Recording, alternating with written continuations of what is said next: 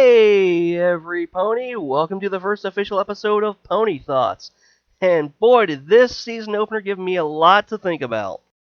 Primarily, how it set the show's new status quo, and that apparently, yes, Starlight will be maybe our new protagonist now.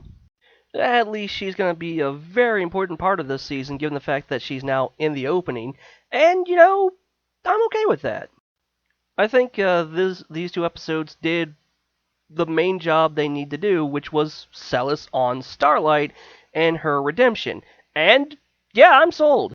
Heck, I was sold from the first line where she talked about Twilight's castle being looking smaller on the outside. That was great. And alludes to a video I'm going to do later. I have to talk about that thing. I'm also glad they didn't just completely sweep what she did under the rug. She admits she made a few really big mistakes in starting a cult and trying to mess up time. And watching the episode, I was beginning to think, those people who complained that she got off light, maybe part of her punishment is actually being Twilight's student. Because some of the faces she made when dealing with Twilight's OCD nature was just hilarious, and you can see she might be double thinking what she got herself into. I also really liked her reunion with Sunburst and how Sunburst didn't actually become a very important wizard like she thought he did. And that they bucked the trend of the whole liar revealed thing. Like, I really thought they were going to rely on him to fix the crystal heart, and something go wrong and make the situation even worse, and he'd reveal, oh, wait, I'm not a great wizard, I'm just whatever he was, bookworm, I guess.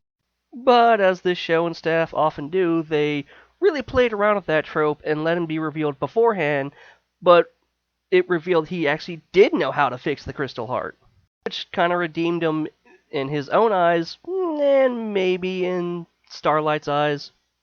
I really did like their little bit of awkward trying to reconnect thing, because I feel that's kind of how things like this happen in real life. And of course, the expressions were just really fun to watch.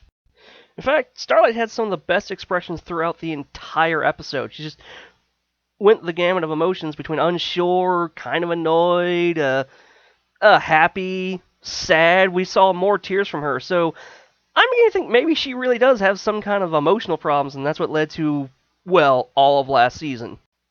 And I do like that she kind of still has a manipulative side when she convinced Spike to tell her the story of how he's the hero of the Crystal Empire, which delayed her meeting Sunburst. It's good to know she hasn't quite got over that yet, but she's not going to the extreme she did before. So, all in all, I'd say these episodes really sold me on her being part of the main, well, 7 now, I guess. And it's nice to see the numbers are even now. You know, we're back to having 2 unicorns, 2 Pegasi, and 2 Earth ponies, all watched over by an alicorn. Yeah, that works pretty well, I'd say. Speaking of alicorns, let's get to the other big point of these episodes, Princess Flurryheart.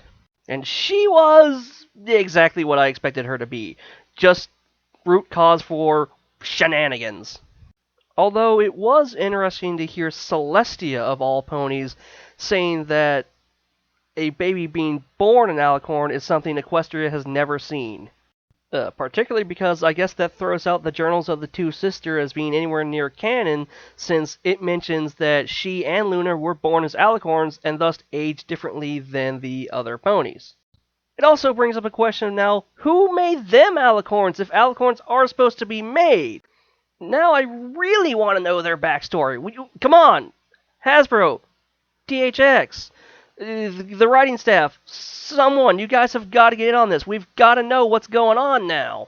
This has raised more questions than it answered. Someone! Give me the answers. I need them! Especially with how the baby's canary cry could shatter the crystal heart. You would think an ancient relic that kept the weather at bay would be a little tougher than that. Also, it seems ponies all over Equestria are just kinda dumb.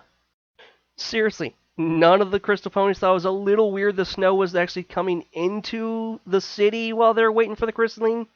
No one? And speaking of them, it seemed really weird that they weren't all crystally all the time, so I guess they just turned that on for special occasions now? I don't know. Hopefully we'll actually get back to the Crystal Empire sometime throughout this season, especially since it's supposed to be going all around Equestria. If nothing else, I expect them to want to check in with their resident new toy mascot. I mean Princess Flurryheart. But I'll say this. This episode has definitely given me a lot to think about, and I think I'll have plenty of topics for Pony Talk later on. In fact, after the season's over, I might do a special video talking about Starlight's growth. And I don't mean the way she changed her mane. Haha! Also, I'm glad we finally got to hear Twilight and Shining Armor's parents talk, and they're voiced by Tara Strong and Andrew Francis. That was a really nice touch. Also, the Simpsons fan in me loved how they credited their dad. Though I think you guys know what I'm talking about. And this video's already starting to run longer than I wanted to. So, final thoughts. I really enjoyed this two-parter. It might not have been as epic as some of them, but it set the status quo, the new status quo, fairly well. And I look forward to Starlight being part of the main cast. Well, that's all for now. Join me next week when I share more of my pony thoughts.